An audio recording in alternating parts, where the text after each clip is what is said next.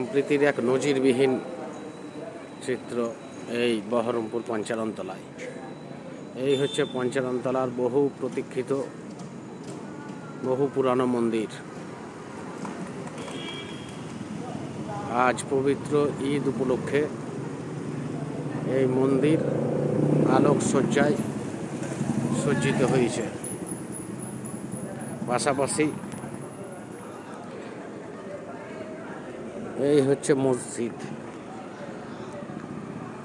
পবিত্র ঈদ উপলক্ষে এই মসজিদও আলোকসজ্জায় সজ্জিত হয়েছে।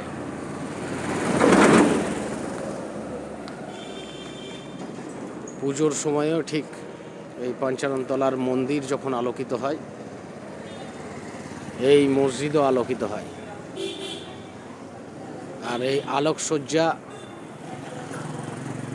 বা এই উদ্যোগ এই এলাকার ছেলেদের সহমতে রাকেশ শেখের উদ্যোগে হয়ে থাকে। সম্প্রীতির এক নজির আমাদের বহরমপুরে।